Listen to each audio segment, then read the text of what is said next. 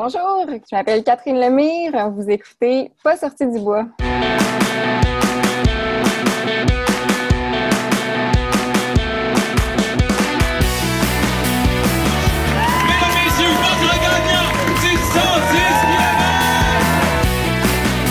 Si tu commences à te sentir bien en courant un ultramarathon, fais-toi-en pas, ça va passer.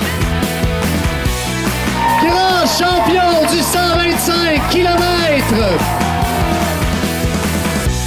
Ouais, ben, on n'est pas sorti du bois, hein? Bonjour tout le monde, bienvenue à ce 6e épisode de Pas sorti du bois. Pour la première fois, on est à distance, donc je suis avec Catherine Lemire.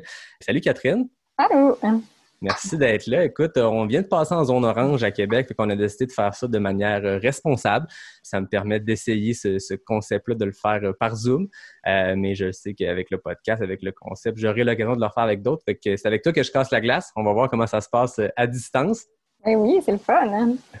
Donc, juste pour le rappel, Catherine, tu as remporté il y a quelques semaines l'Ultra Trail Arikana, côté féminin, avec un temps de 20h10, première place à Arikana. Félicitations! Merci. C'était assez inattendu, mais je suis bien contente. Tu partais pas la course avec cet objectif-là? Ça s'est présenté comme ça? Ben, je partais pas la course avec un objectif de position. Je partais vraiment avec une optique là, d'avoir du plaisir, d'avoir une belle première expérience de première plus longue distance. Fait que écoute, j'ai eu une course qui a été remplie de pépins, mais j'ai eu globalement une super belle course, puis une très bonne position. Fait que c'était très bien. Ouais, c'est cool. Félicitations pour ça. Tu t'inscris comme dans une lignée de femmes inspirantes qui remportent Arikana, donc tu as de la pression, non? Je vais essayer de pas m'en mettre trop. Oh, ben non, il faut pas. Ben avant d'aller plus loin, puis avant de parler de ton parcours, de ta course, qu'est-ce que tu bois aujourd'hui? Aujourd'hui, je bois une bière du Noctem. Oh yes! Une microbrasserie là, qui est en basse ville de Québec, que j'aime vraiment beaucoup. Ils ont des super beaux produits. Ça, c'est une petite IPA sûre aux pêches.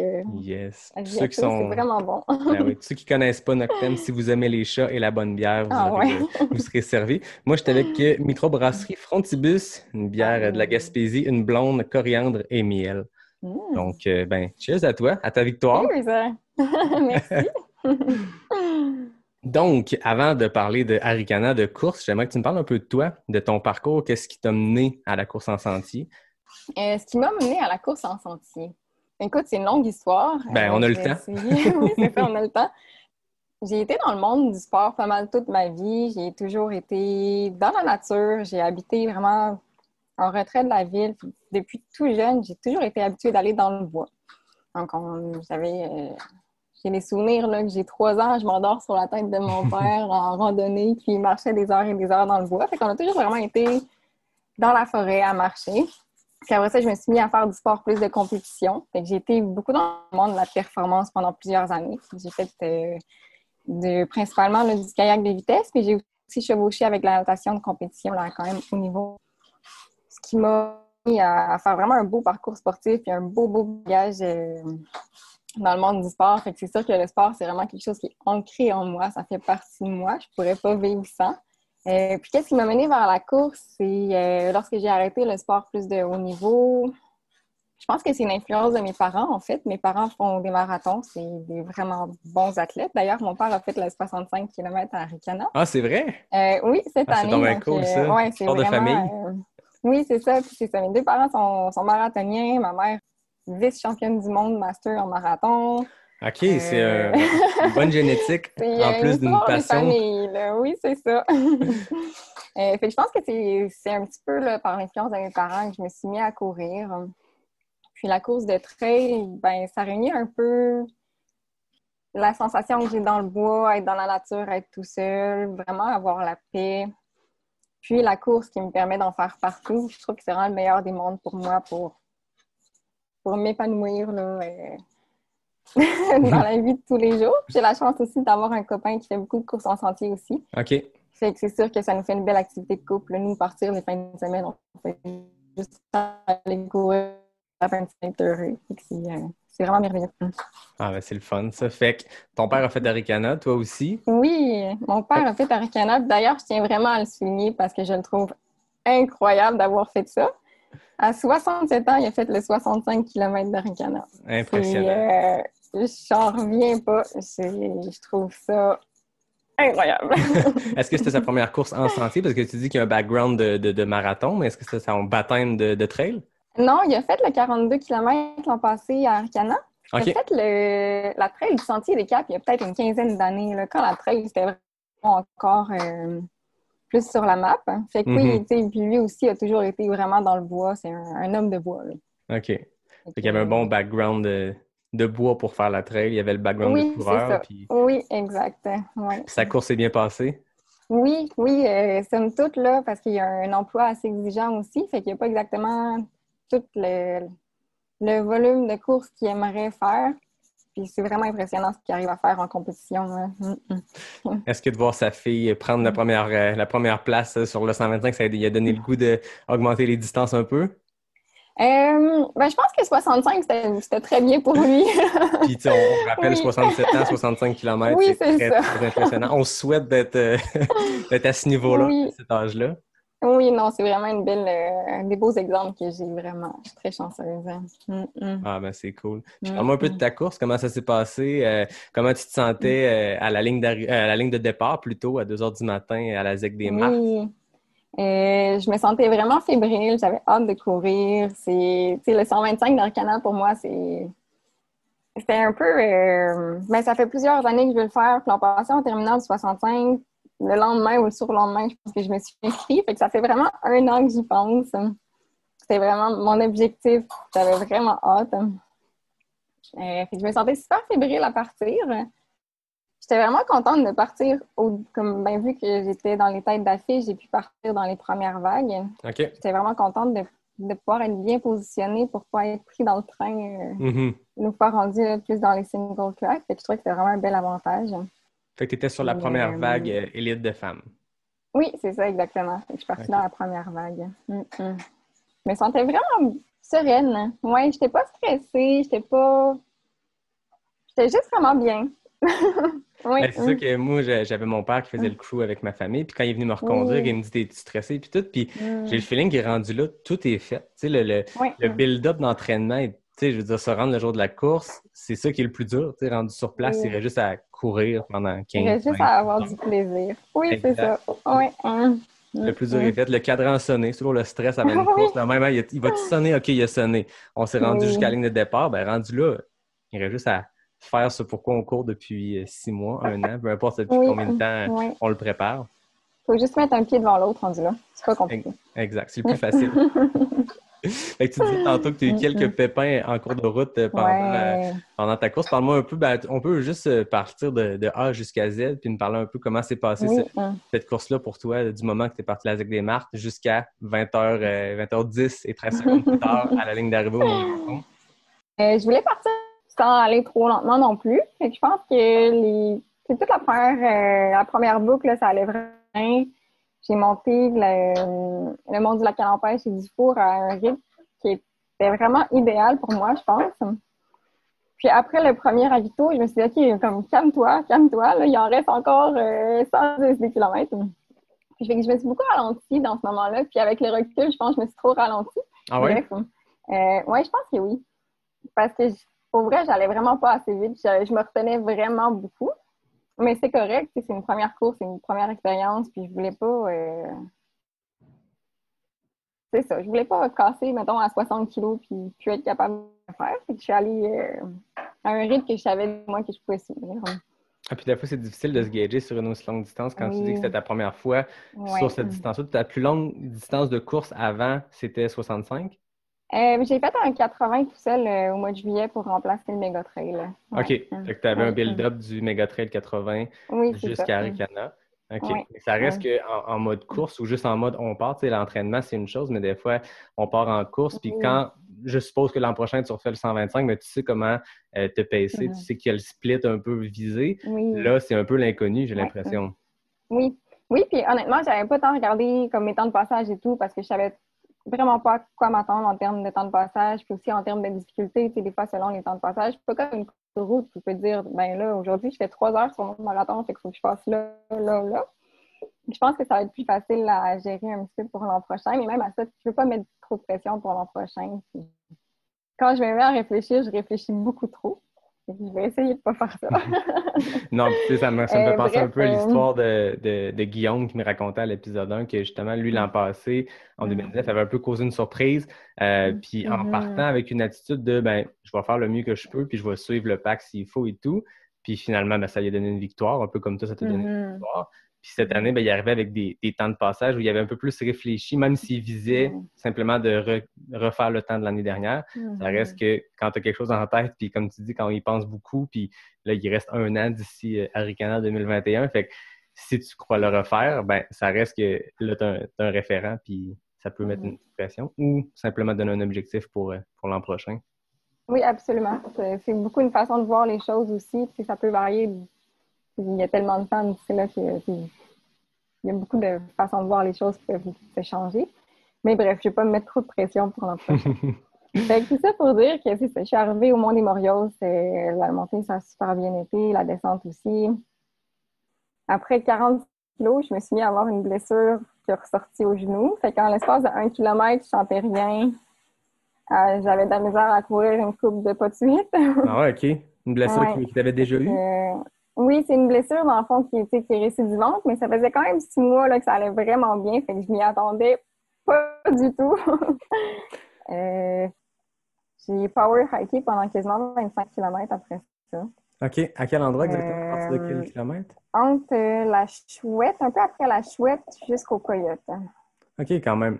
Ouais, puis tu sais, c'est vraiment des portions roulantes, puis des portions en descente. Puis moi, je suis quand même vraiment bonne en descente, là. C'est ta force. Ma force. Fait que t'aurais voulu dérouler à ce moment-là. Ça allait vraiment pas vite. Puis qu'est-ce que tu te disais à ce moment-là? Qu'est-ce qui se passait dans ta tête? Est-ce que tu te dis, bon, ben ma course est finie, ça va juste empirer? Ou comment tu as vécu ce premier pépin-là? Ça a été quand même assez éprouvant parce que, ben, je l'ai pas dit encore, mais toute la première partie, j'ai eu vraiment des problèmes de transit. Fait que ça me donnait vraiment la nausée, comme j'étais juste pas bien, là. Fait que là, c'était comme, OK, genre, je file pas, j'ai vraiment mal aux genoux. Fait qu'il fallait que je me parle beaucoup, vraiment beaucoup. Puis d'ailleurs, c'est une de mes fiertés d'avoir vraiment passé à travers ça. Je suis arrivée aux Hautes-Gorges après, puis là, j'avais ma sœur. Ma sœur qui, d'ailleurs, fait pas beaucoup de courses à pied, mais est toujours là pour nous. Ouais. Elle vient toujours à nos courses, elle nous prépare des choses. Elle fait pas de course, mais elle fait partie intégrante de la course. Ben, c'est ça, les crews, exactement. Ils font partie de la course, puis ils ont leur rôle au même titre que le coureur. Puis c'est un sport individuel qui se gagne pas seul. Tu sais. Non, c'est vraiment un sport d'équipe rendu là. Fait que, bref, ma soeur était là, ma mère était là, mes beaux-parents aussi qui étaient là pour mon chum, qui courait aussi 125. OK. J'ai des amis aussi qui étaient là pour d'autres coureurs. Fait que ça m'a vraiment fait du bien de les voir. Ça m'a redonné un peu un sourire. Puis... Parce que pour vrai, j'ai quand même pensé abandonner. Ah ouais? Oui, mais c'est vraiment... Je pense pas que j'aurais été game d'abandonner. Je me disais, tu sais, je vais le finir. Je vais le finir en rampant, je vais le finir ses genoux. Je voulais pas abandonner. Mais j'y pensais quand même. Ben, c'est sûr que quand physiquement tu files pas, tu te dis là, je suis au midpoint. Tu sais, oui, le plus gros du dénivelé est fait, mais il en reste encore beaucoup pour le dernier 62 km. Hein. Oui. Fait qu'honnêtement, je me préparais à ce que la deuxième partie me prenne une quinzaine d'heures. Je vais le faire en marchant au pire, ça va être correct. Puis là, il fallait que je parle un peu à mon ego aussi, là, on s'entend. Mais fait que finalement, je suis repartie des Hautes-Gorges. J'ai continué en marchant. Puis, pas longtemps avant le Jet Bleu, j'ai croisé une équipe médicale qui m'ont vu que ça allait pas vraiment. Ils sont arrêtés. Ils ont vraiment bien pris soin de moi. Pour vrai, cette équipe-là a sauvé ma course. On a pris le temps, on a pris quasiment une demi-heure. Là, on s'est arrêté, fait des étirements. Puis juste les mots que les gens ont, des fois, pour donner des instructions, donner des petits trucs à penser pendant la course. Ça a changé totalement ma course. Ah ouais. Pour vrai, je suis tellement reconnaissante. Et...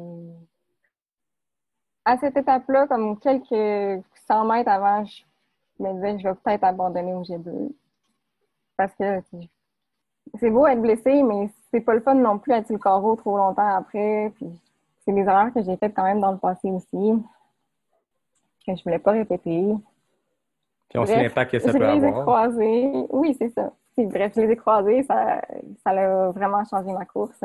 Et à ce moment-là, je me suis fait rattraper par la troisième. OK. Fait qu'à ce moment-là, t'es passé aux gorges, t'étais deuxième? Oui, oui. Même si j'avais couru, si j'avais quand même marché beaucoup, là. Puis là, ben, j'étais OK, bon, ben, correct. C'est correct. Tu sais, rendu là, pour vrai, j'étais juste en optique, ben, je vais finir ma course. Je vais la marcher, c'est correct. Comme je t'ai dit, ça m'a vraiment aidé là, de prendre cette pause-là avec l'équipe médicale. Fait que je suis repartie en trottinant, marchant jusqu'au Coyote. Qui est quand même une bonne Euh, ride, là, entre le jet bleu et le coyote, c'est oui, 16 ouais. km. Sauf que pas longtemps après le jet bleu, je me suis mis à avoir vraiment très mal à un pied. Vraiment très, très, très, très mal à un pied. Fait que là, j'avais mal au genou d'un côté, j'avais vraiment mal à un pied de l'autre côté. Fait que je me suis parlé, puis je me suis parlé, puis je me suis parlé, puis je me suis parlé. Environ à chaque 2 pas, je me parlais. Ça a été de la grosse gestion de douleur, honnêtement. C'est une grosse discussion avec Puis, toi-même. oui, vraiment, ça a été vraiment difficile à ce niveau-là, mais justement, j'étais vraiment contente d'être encore assez forte mentalement, d'être capable de me parler. Mhm. Puis là, éventuellement, ben, j'ai croisé la première. OK. En fait, ben, dans le fond, j'ai fait un petit bout là, avec la troisième suite à l'équipe médicale. Là, excuse-moi, je reviens en arrière. Puis là, je l'ai dépassée. OK. Puis après ça, mon objectif, c'était qu'elle ne me rattrape pas parce que, bon, en tout cas, je vais essayer de coursiner un peu, je vais marcher. En tout cas, je voulais pas me faire rattraper. Puis j'ai rattrapé la première qui à 33 km de la fin. OK. Puis c'est ça, elle allait vraiment pas bien. Ben, je veux dire, elle était correcte, là, mais comme elle filait pas, fait qu'elle était comme, je vais prendre une petite pause, puis je vais évaluer la situation. Fait que bon, OK. Pour vrai, j'étais vraiment triste pour elle. Je trouve que c'est vraiment dommage. Tu sais, sa course, ça devait bien aller, là. Elle était quand même beaucoup en avance, puis j'ai manqué ma cire à côté d'elle pour rester avec elle, mais bon, elle était correcte. Je continue. Ça m'a vraiment donné quand même un kick, là. Puis, tu sais, je veux dire, j'avais encore beaucoup mal à mes blessures, mais ça m'a vraiment donné un kick. Puis là, j'ai quand même réussi à courir plus, puis à aller plus vite, puis finir fort. Je trouvais ça incroyable de voir à quel point les hormones peuvent jouer dans une course. Fait que finalement, j'ai fini vraiment fort. Là, je voulais tellement pas me faire rattraper par les filles. Puis je me disais que c'est la première à reprendre la force. Là. Ouais, Oublie c'est ça, ça. là, elle me passe. Là. Fait que je me dépêchais. Je me dépêchais tellement. Puis jusqu'à la fin, là, je disais, OK, je peux pas sortir mon manteau de mon sac parce qu'imagine-tu qu'il est à genre 1 minute derrière parce que tu le sais pas. Là. Ben, c'est ça. C'est une course qui, en plus, tu sais, les ravitaux sont distancés.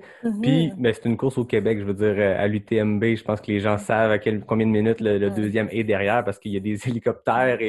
Mais là, c'est un autre niveau. On est très profond dans le bois, puis il faut juste suivre, puis Oui, se faire confiance. Fait que est-ce que tu courais tout le temps en te retournant puis en regardant derrière ou? non, non, non, pas tant que ça parce que je voulais quand même faire mes choses aussi. Là. Mais je souhaitais, disons, pas me faire rattraper puis j'y allais pas tranquillement. Là. Non, c'est ça. Puis les douleurs, est-ce que tu les sens encore ou à un moment donné, il y a comme une switch qui s'est faite puis tu sentais Non, plus rien? c'était moins pire. Ça a quand même, c'est ça, les hormones qui embarquent et tout. Ça me masquait. Il fallait que je me parle encore beaucoup, mais j'étais vraiment, à ce moment-là, plus focusée sur la première position que sur mon corps. Puis ça m'a quand même aidé à gérer la douleur pas mal. Fait que, et ça aurait été le fun que je sois première dès le début. Ça l'aurait aidé à gérer mes douleurs. Mais non, c'est pas comme ça que ça marche. Fait que c'est ça, je suis arrivée à la Montagne Noire, puis je voulais pas encore croire que j'étais première, parce que c'est ça, on sait jamais s'ils sont loin ou non. Fait que là, je me dépêchais, puis pour vrai, là, jusqu'à la dernière petite bulle, j'étais genre, je peux pas croire que je suis première, je peux pas croire que je suis première. Puis là, c'est ça, j'ai tourné le petit coin là, avant qu'on descende la petite côte pour terminer, puis j'étais genre, oh my God, je suis première. Ils t'attendent avec la banderole, puis...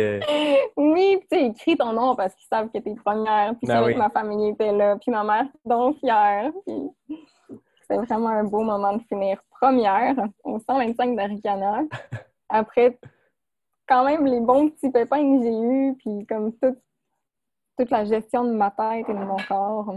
Ah oui. Ça prouve que des fois, c'est pas parce qu'on termine première, c'est pas parce qu'on a une course qui semble parfaite en apparence. Tu sais. Je veux dire, tu t'attends à ce que la première personne te dise ah, ça a été parfait, journée idéale. Puis au contraire, tu sais, on t'écoute, puis t'as vécu plein de pépins, puis c'est encourageant de se dire que même quand on termine première, il y a des moments très difficiles, puis t'as vécu une panoplie de pépins. Oui. Puis c'est ça, mais tu sais, je pense que peu importe que tu finis premier ou dernier, finir une course, d'autant plus quand elle est longue puis elle est comme remplie d'obstacles, ça apporte quelque chose qui est tellement satisfaisant. C'est quasiment ça, tu sais, quand tu parles aux gens, je pense que c'est ça, qu'il y a l'exploit physique, c'est une chose, tu sais. Mais je pense que les gens réalisent pas, en tout cas ceux qui sont plus néophytes à la course en sentier ou les ultras, c'est qu'il y a une portion mentale qui est énorme. Tu sais, quand on entend parler des coureurs de route du marathon, mettons en trail dans un ultra de 100, 125, peu importe la distance, c'est pas un mur, c'est une muraille de Chine au grand complet, ou c'est 4-5 moments creux que tu passes de l'euphorie, hey, ça va bien, il n'y a plus rien qui avance, puis tu sais, ta course le pro, t'as une espèce de montagne russe d'émotions que tu as vécu entre tout va bien, je ralentis pour être plus conservatrice parce que je vais trop vite, il y a une douleur qui revient, mais ça prouve que justement ça prend une force mentale, puis que pour remporter une course de cette distance-là, ben ça prend du mental. Oui, c'est ça. Puis tu sais, peu importe ton niveau, peu importe ta position, tout le monde a des obstacles. C'est inévitable, je pense, dans une course comme ça. C'est très rare que tout va sur des roulettes, puis c'est souvent dans ces temps-là que tu apprends plus, justement. Exactement. C'est que toi, en ce moment, tu sais que peu importe les courses que tu vas faire dans le futur, peu importe si tu es en première position ou si tu es plus loin, tu sais que tu peux passer à travers des creux qui sont assez profonds. Tu sais, comme tu disais tantôt, tu as des douleurs physiques, mais des fois aussi, quand la digestion embarque là-dedans, puis tu as un mal de cœur, tu as des chaleurs, tu as froid, ça aussi, ça joue sur le moral puis sur la performance physique, mais c'est comme auto-prouvé. Puis j'espère que tu trouves à tous ceux qui vont écouter cet épisode-là que même quand ça va très, très mal, ben des fois, ça peut bien finir quand même. Oui, non, le corps est fait tough, vraiment plus tough que bien des gens pensent. On peut toujours se surprendre. C'est d'y croire, c'est de continuer dans les limites de ce qui est humain et santé. Là. C'est pas comme si courir les 125 km, c'était santé. Mais tant que ça nuit pas trop à ta santé, c'est vrai. On est bien préparé, disons.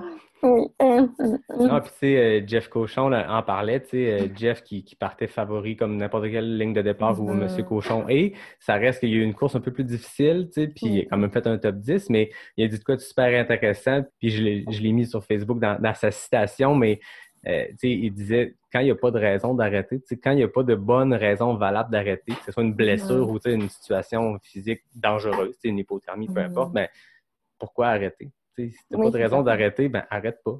Cherche-toi-en pas. Puis je trouve que c'est vraiment une bonne leçon pour n'importe quel coureur, peu importe le niveau. On en voit tous, là, je veux dire, à chaque année, il y a des coureurs élites. Puis moi, j'aime bien ça, suivre la course de trail, puis de voir les coureurs élites partir, puis de suivre ça comme les gens suivent le hockey puis le football. Moi, c'est la course en sentier, puis de voir des courses que, aïe, cette personne-là partait favorite, termine 30e, ben c'est pas grave. Ça fait partie de ça, puis c'est ce qui est intéressant de la course en sentier. Oui, c'est vraiment impressionnant parce que justement, il y a tellement de choses qui peuvent se produire que tout est possible. Il y a tellement de variables et de choses qui entrent en jeu. Oui, c'est pas ce qui est marqué sur le papier avant la course qui peut prédire ce qui va se passer. Je pense que c'est même dans n'importe quel sport, mais on dirait qu'en course en sentier, sur des courses qui se gagnent en 14-15 heures, 20 heures, ben, c'est un autre niveau. C'est que le nombre de variables qui peuvent mal aller dans une course de 20 heures, ben, il y en a beaucoup. T'sais. Oui, c'est quand même exponentiel. Exactement. Oui, il y a des sports où c'est tellement tout est calculé. Tu penses, ben, mettons, moi, j'ai les références en tête, le kayak, natation, c'est des sports où tu sais que sur ton 200 mètres, tu vas faire tel coup de bras, tout est planifié. Fait que, oui, il y a une marge d'erreur, mais pas mal moins. Non, exactement. Puis c'est ça, la durée de la course fait que le nombre de pépins, comme tu disais, est exponentiel. Puis il faut savoir s'en ressortir, puis faire comme toi, puis Mordre, des fois, l'image de mordre dans une serviette, faire OK, là, je me Ah relève, ouais, puis ah j'y ouais, vais. faut bien mordre. C'est ça. J'ai mordu quelques fois pendant cette course-là. Ouais, oui. Puis parle-moi un peu du sentiment quand justement, ce que tu dis que tu savais que tu étais première, puis t'as eu Ouais. des ailes vers la fin de la course. Tu sais, on Oui. rappelle, tantôt tu parlais du ravito Montagne Noire. C'est la dernière station d'aide avant la descente jusqu'à l'arrivée. Oui. Il reste 7-8 kilomètres. Puis là, après ça, ben, tu tournes le coin, tu sors du centre de ski de fond, tu vois le Mont-Grand-Fond, tu vois l'ambiance pour cette année qui était plus modeste, mais ça reste qu'il y avait de l'ambiance à l'arrivée, la musique, tu vois Oui. la ligne d'arrivée, tu fais la petite montée qui monte avant de redescendre. Comment tu te sentais à ce moment-là? Vraiment euphorique. C'est vraiment à ce moment-là que j'ai commencé à croire que j'étais première, en fait. Fait que ça m'a vraiment donné un beau feeling. Tu sais, je veux dire, moi, je cours pour le plaisir d'envie, mais je me suis quand même dit dans la vie, hey, j'aimerais ça gagner une course de trail une fois dans ma vie. Là, j'étais genre, voir que ça arrive là, maintenant.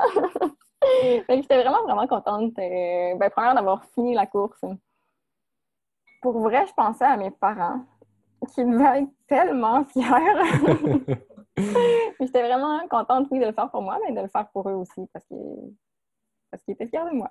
Ben oui, exactement. C'est quand on a une équipe de sport qui te suit comme ça toute la course, puis qui voit les préparatifs de ça, qui prennent de leur temps, leur fin de semaine, même si c'est nos parents, toi aussi ton équipe de sport, t'as tes parents, ça reste que tu dis, ils ont pris de leur précieux temps pour venir ici, faut pas les décevoir, tu sais, puis tu peux...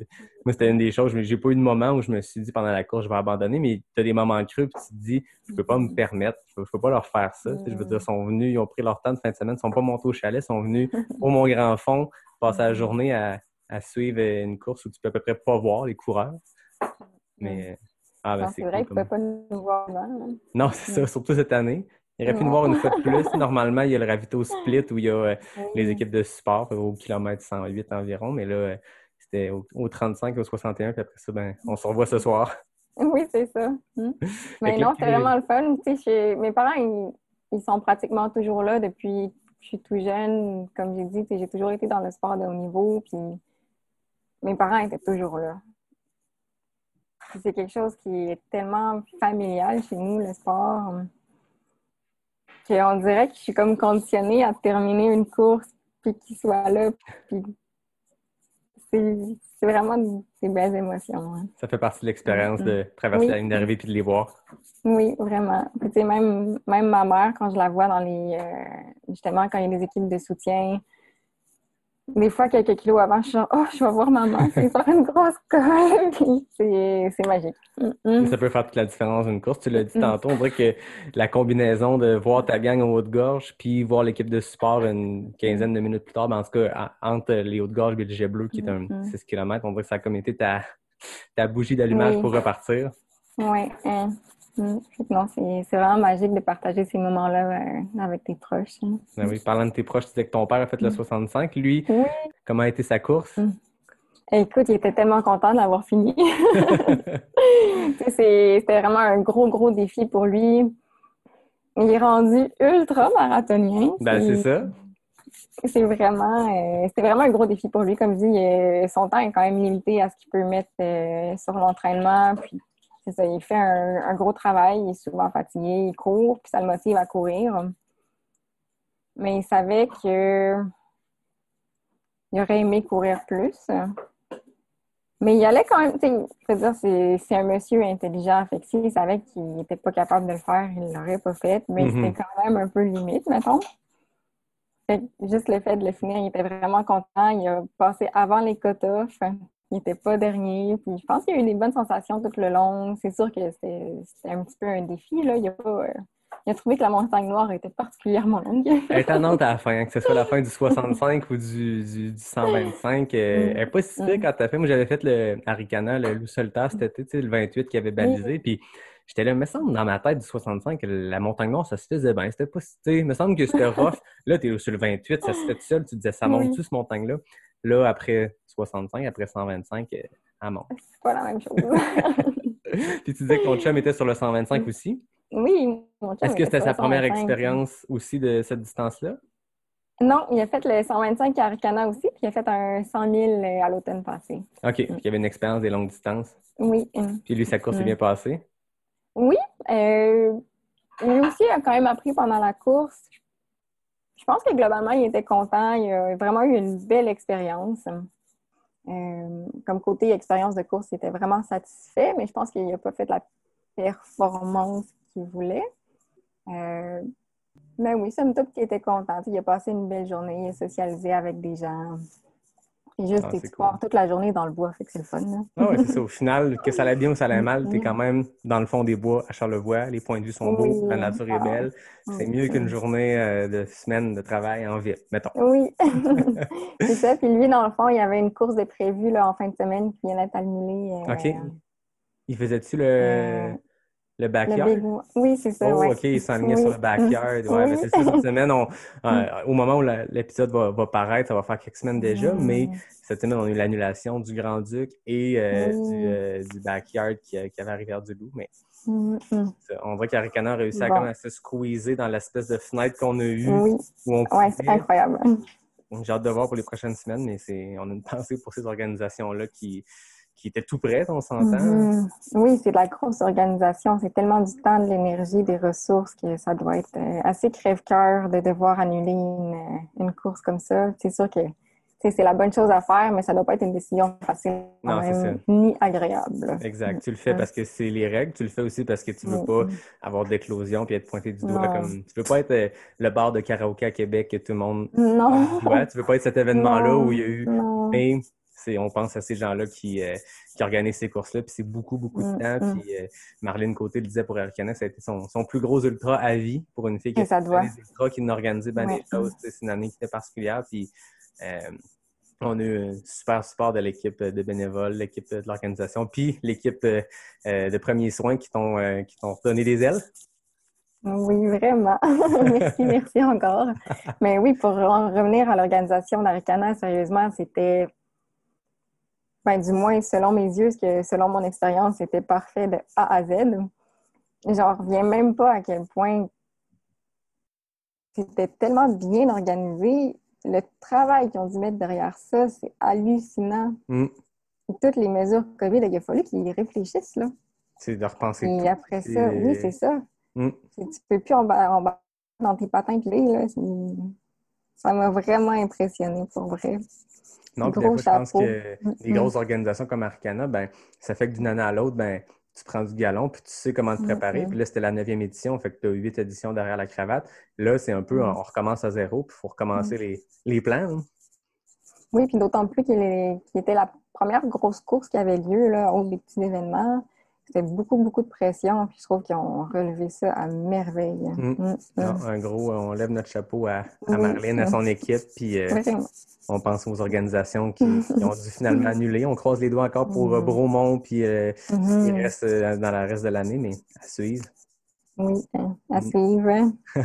Fait que là, quelques semaines après, tu as décanté un peu. Comment tu te sens? Est-ce que ta perception de ta course a un peu changé ou tu es encore sur ton nuage? Ou, non, ma perception de la course a quand même changé. Je dirais que positivement et négativement, j'en ressors vraiment beaucoup de positifs.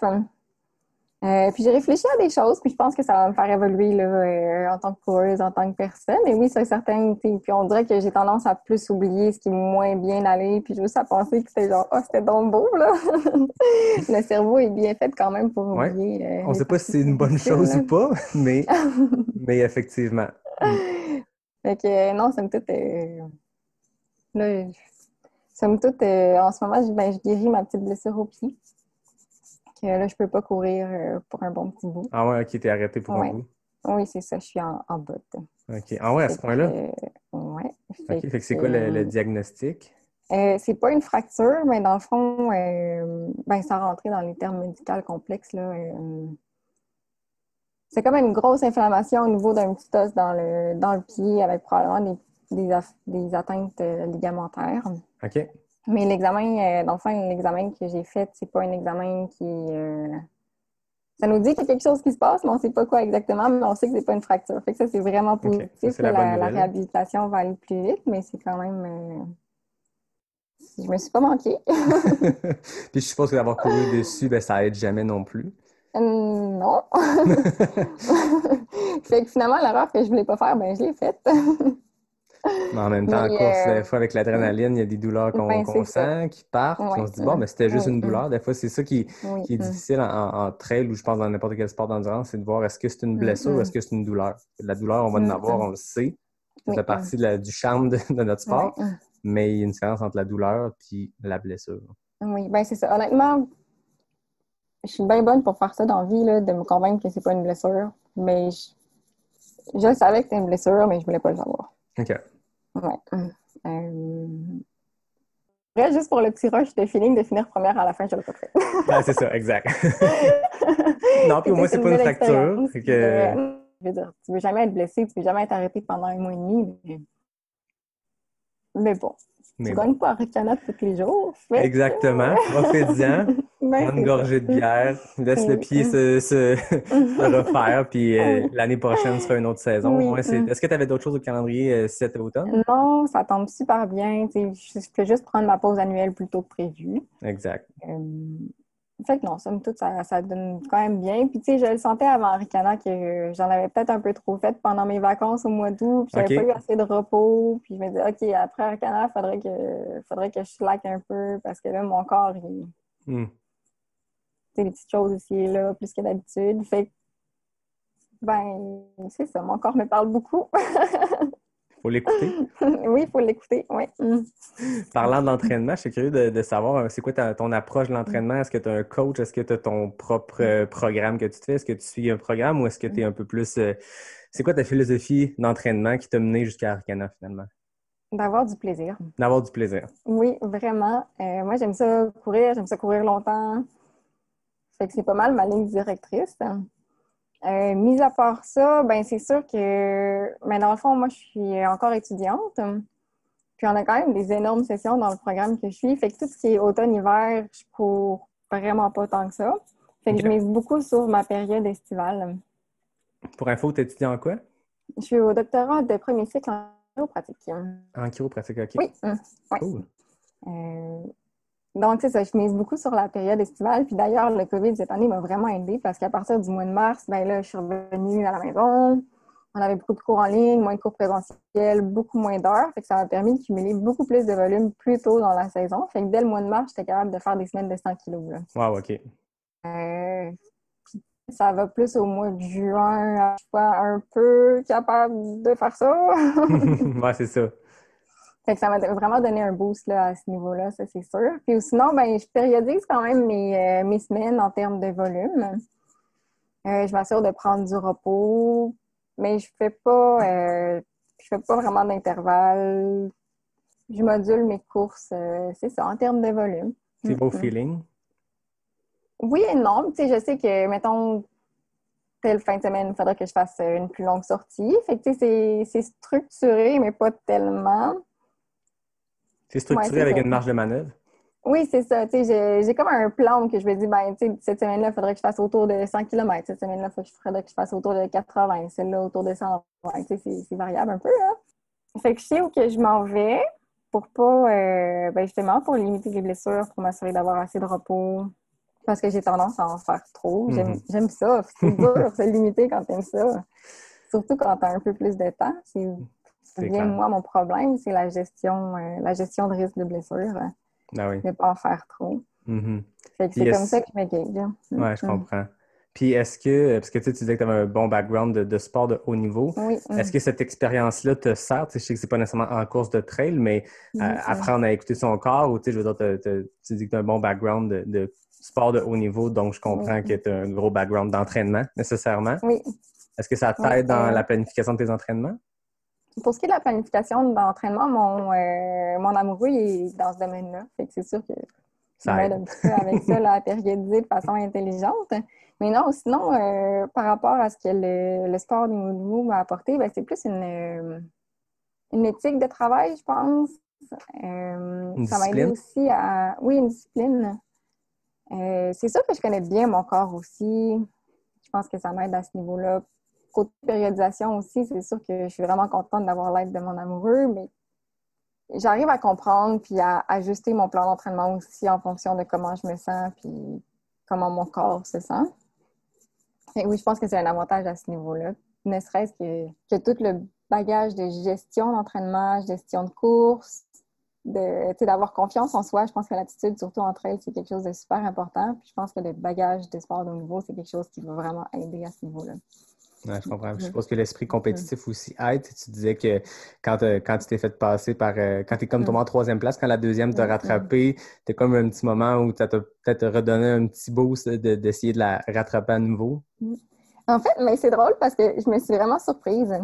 Dans les dernières années, depuis que j'ai quitté le sport de haut niveau, je suis vraiment en mode plaisir. Je veux dire, je fais plus d'intervalle, je vise plus la performance, je vise vraiment le plaisir.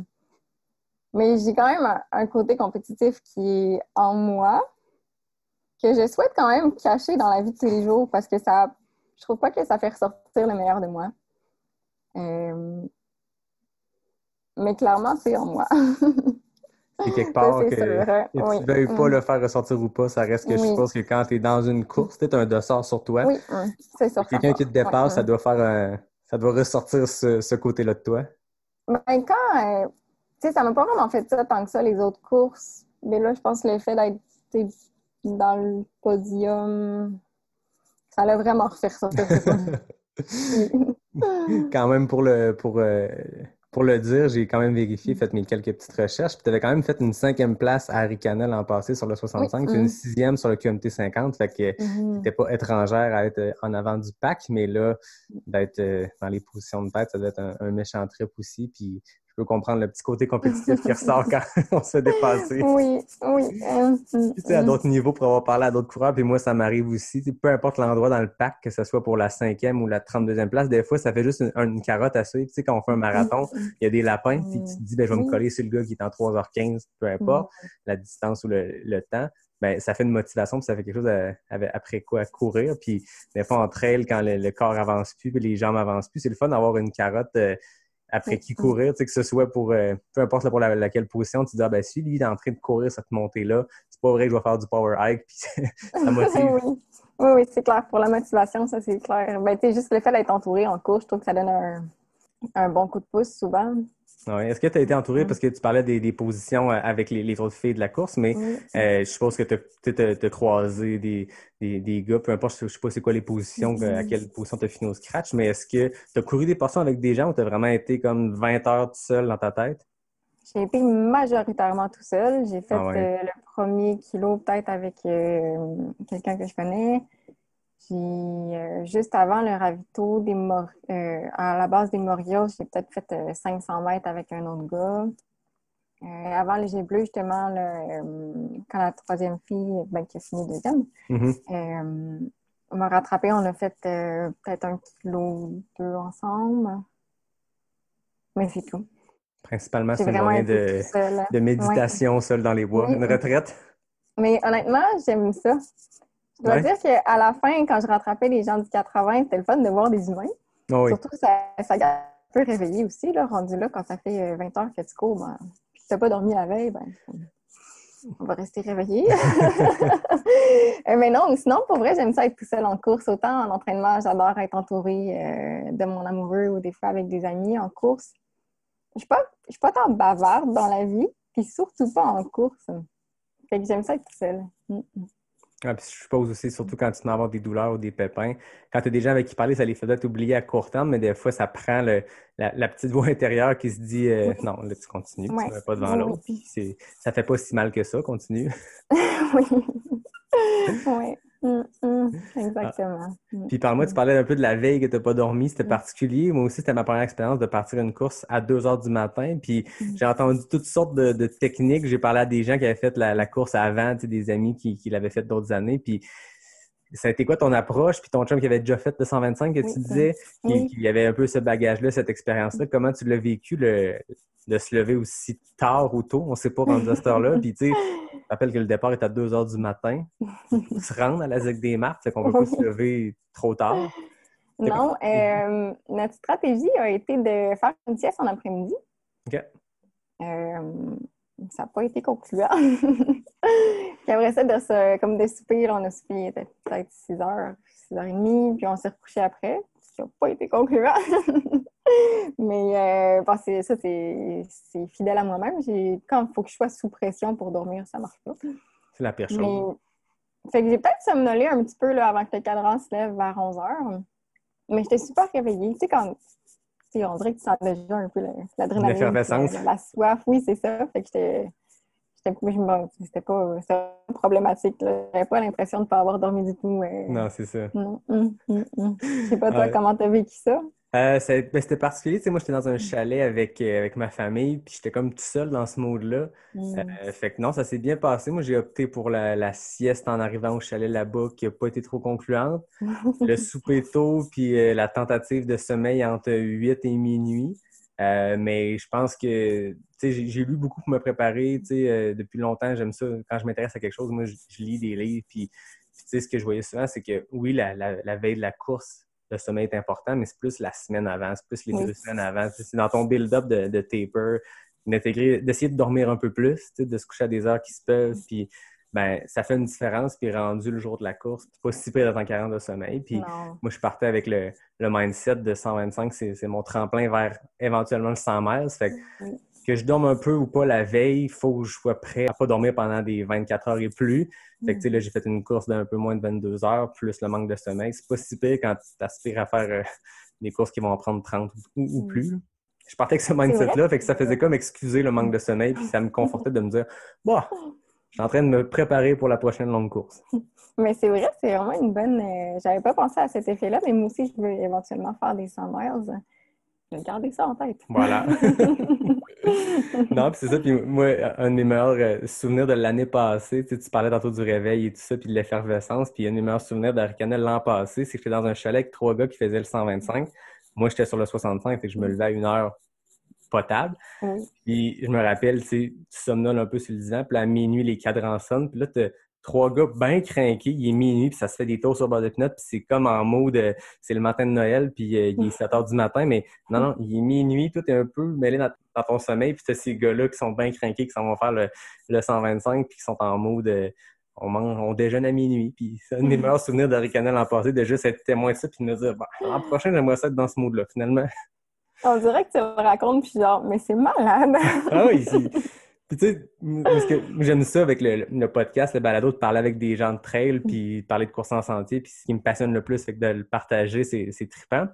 Mais c'est aussi d'essayer de faire rentrer le monde dans notre mood, dans notre bulle, parce que on n'est pas beaucoup à faire ça. Puis même si, tu sais, moi, j'ai plein d'amis, des triathlètes, tu sais, des gens qui font de la course, des marathons sub 3 heures, sub 2h45, des solides coureurs, coureuses, mais c'est pas le même mot du tout. Non. Puis c'est dur de les faire rentrer dans cette espèce de bulle-là, mais pourquoi les départs à cette heure-là? Puis pourquoi courir la nuit? Pourquoi partir en plein milieu de la nuit? Pourquoi vous partez pas le matin?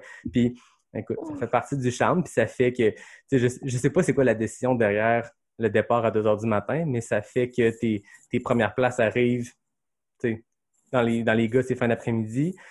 Côté féminin, c'est début de soirée, mais tu arrives à des heures qui se peuvent plutôt que des fois des ultras qui partent à d'autres drôles d'heures, puis que le gagnant arrive au fil d'arrivée, il est 3 heures du matin, il y a un directeur de course dans son sleeping bag qui l'attend, puis il y a comme une effervescence de plus quand même. Là. Oui, absolument. Il doit bien avoir une raison derrière ça, mais moi, ça me rend très heureuse parce que la course la nuit, j'ai pas eu beaucoup d'expérience avant ça, mais j'ai trouvé ça magique. Ah oui, est-ce que tu t'étais Vraiment, préparé dans oui. l'été de mettre la frontale, d'aller faire une coupe de run de nuit, ou comment tu l'avais préparé? Quand j'ai fait 4 km au mois de juillet, je me suis organisée pour partir vraiment tôt le matin là, pour avoir une expérience de nuit. L'été passé aussi, j'avais fait une course pour aller voir le lever du soleil. Fait que je m'étais levée plus tôt pour avoir une expérience de nuit. Mais sinon, non, c'est tout ce que j'avais comme expérience. J'ai tellement aimé ça. Ça a comme été un baptême direct à Ricana. Oui, je veux dire, je savais à quoi m'attendre un peu. Mais je trouve qu'en plus, en course, c'est vraiment différent quand tu le fais pour le plaisir. C'est pas trop grave, là. On dirait que je me sentais tellement dans ma bulle, puis il faisait tellement beau. Tu sais, on est parti avec les étoiles, la lune. C'était assez fou. J'étais dans un petit groupe de peloton dans la portion au début, avant qu'on rentre dans le bois. Puis à un moment donné, il y a un gars qui dit on ferme-tu nos lampes frontales? On l'a fermé pendant 30 secondes, tu regardes, puis c'est complètement fou, tu sais. Puis moi, je serais curieux d'aller recourir cette portion-là. Tu sais, jusqu'au Moreos, moi, j'ai fermé la lampe peut-être, je sais pas moi, 30 minutes avant les Moreos. Puis toute cette portion-là, ça avait l'air magnifique, les sommets qu'on faisait. C'est un coin que j'avais jamais été. Puis tu arrives au sommet d'une montagne chaude, tu sais, qu'il n'y a pas un arbre, tu es dans les roches, ça ressemble un peu au White Mountain quand tu arrives en haut de Jefferson, puis c'est juste des Inuktitut, puis tu te promènes d'un à l'autre, puis tu te dis, la vue doit être exceptionnelle, mais là, tu es dans le noir, puis tu vois 2 mètres devant toi.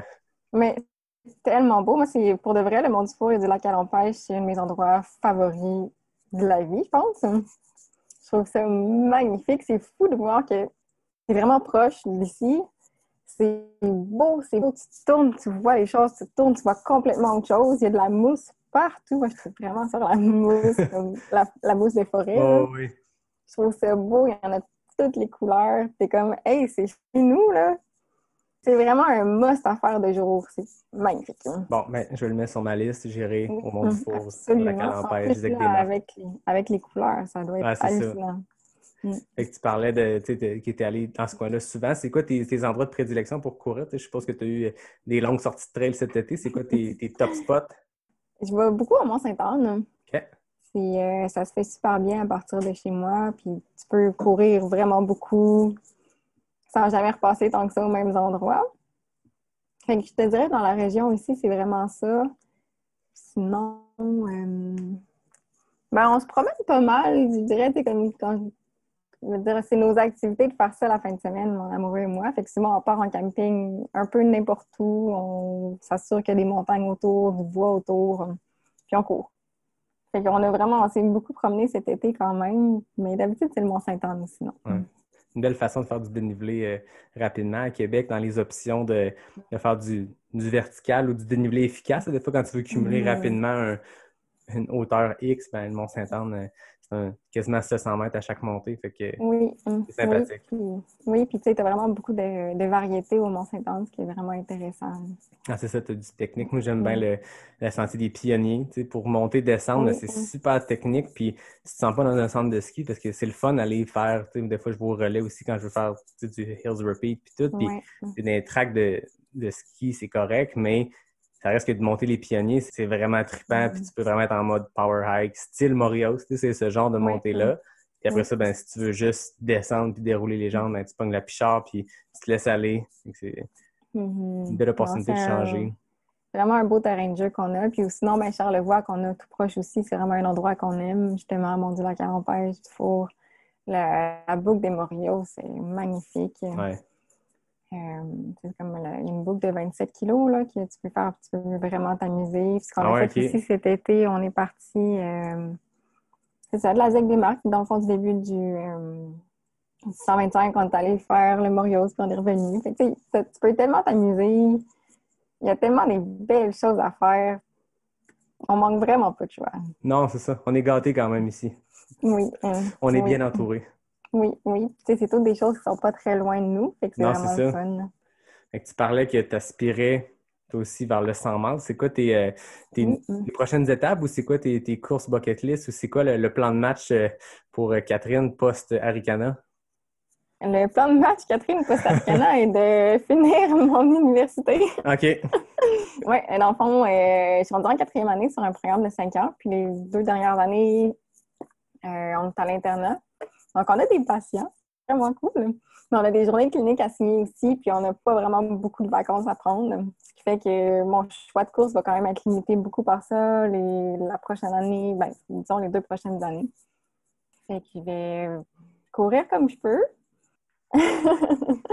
Mais je te dirais que mon objectif, c'est vraiment d'être la meilleure chiropraticienne que je peux être quand je vais graduer, tout en courant le plus que je peux. Puis justement, j'aimerais ça quand même faire des belles courses l'été prochain. C'est le plan de retourner à Arikana?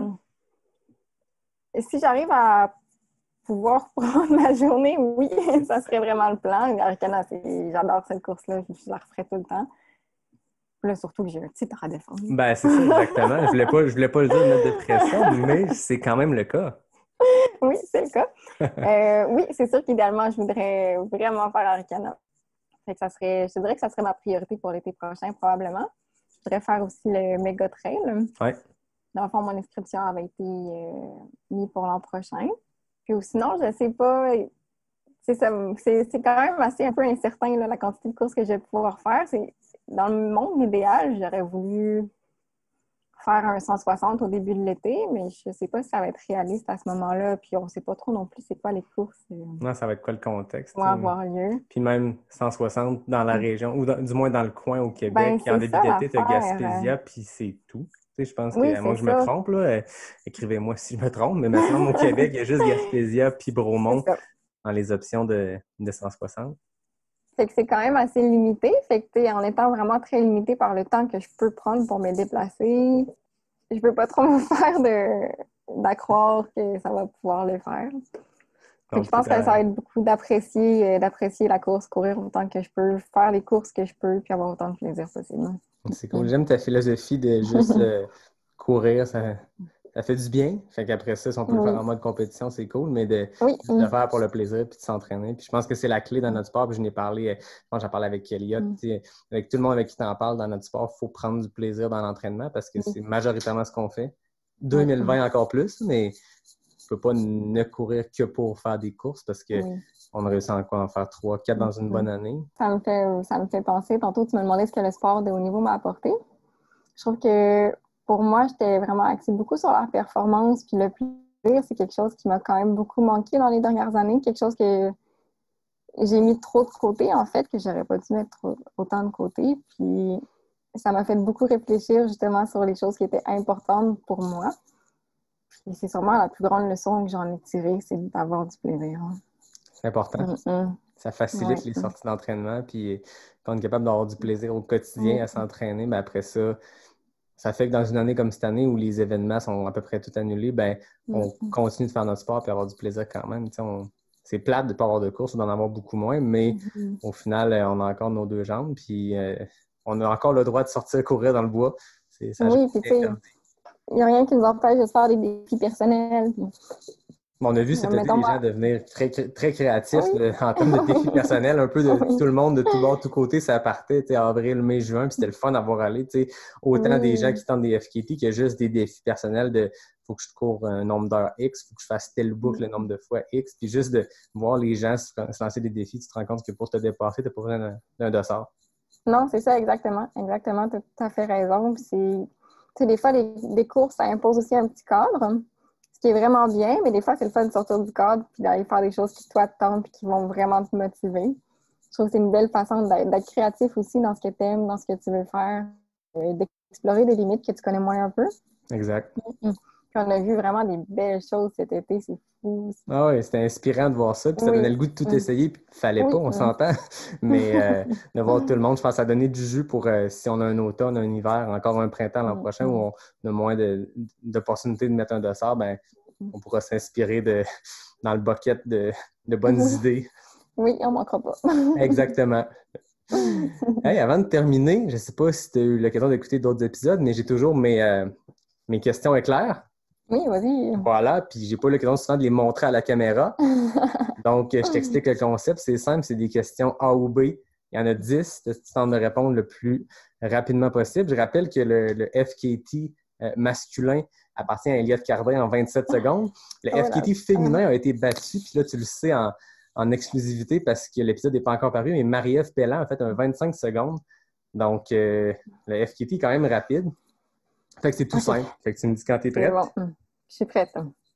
Route ou trail? Trail. Monter la montagne ou descendre la montagne? Descendre.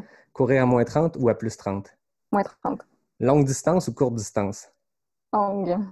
La question est claire, NAC, saveur érable et noix ou mocha noisette?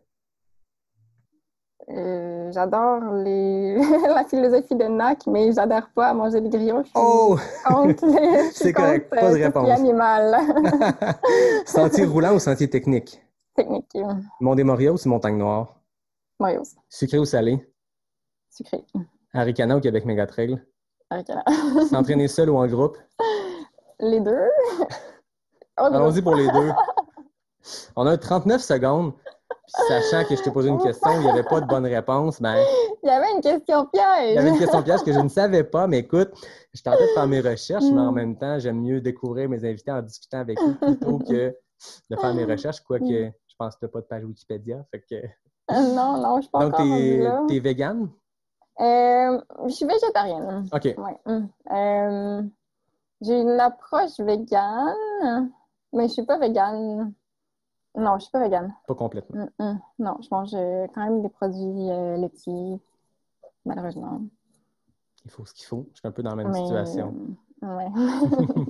Puis, mettons, je trouve ça intéressant parce qu'on parle pas assez de nutrition, on n'en parle pas souvent. Puis, il y a beaucoup d'athlètes qui sont végétariens, véganes. Il y a un excellent livre de Scott Jurek. Puis, ceux qui veulent le lire, il est super intéressant de voir comment un athlète de ce niveau-là peut atteindre des performances comme ça. Puis, un peu démentir le classique de pour bien performer, il faut manger de la viande rouge. Non, pas tout à fait. Ce gars-là a gagné 7 Western States en mangeant des plantes. Ça se passe bien. Comment, c'est quoi ton menu d'avant-course? Qu'est-ce que tu consommes pendant la course?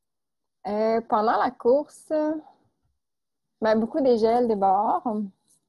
J'aime vraiment beaucoup les produits de l'érable. OK. Brix ou...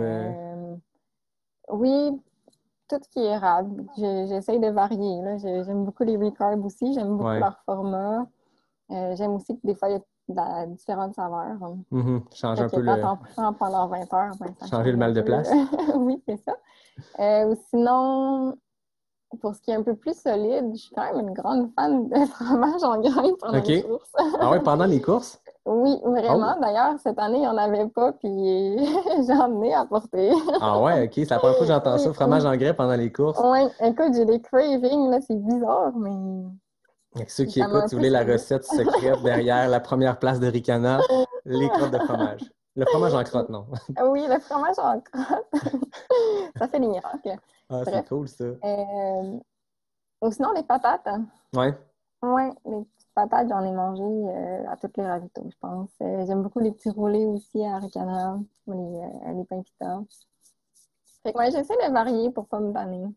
J'ai compris que tu as plus une stratégie de te nourrir au ravito. Tu traînais-tu un peu de choses sur toi? Ou, Oui, j'ai apporté beaucoup de gel, beaucoup de beurre, parce qu'au ravito, en fait, je mangeais pas tant que ça. Là. Okay. 3 petites patates, puis genre un quartier d'orange. Mais je trouve que c'est des aliments qui font du bien, vraiment, parce que les gels, je veux dire, ça goûte bon au goût, mais à un moment donné, c'est le fun de manger des vrais aliments. Ouais. Puis ça, j'aime ça, mais c'est moins portable un petit peu. Non, effectivement. Mais les patates, ça se traîne. Là. Mettons, en entraînement, on entraîne, mais quand il y en a au ravito, je ne fais pas par exprès pour l'apporter dans mon sac. Ben non, c'est ça. Puis, repas d'avant-course, ça ressemble à quoi de ton côté? C'est tout le temps la même chose. C'est vraiment pas original. Du spag, sauce tomate. Vraiment très simple. Si ça marche. Ben oui, ça marche. Puis pour vrai, c'est pas compliqué à cuisiner la veille. Ça prend 3 secondes. C'est pas difficile à digérer.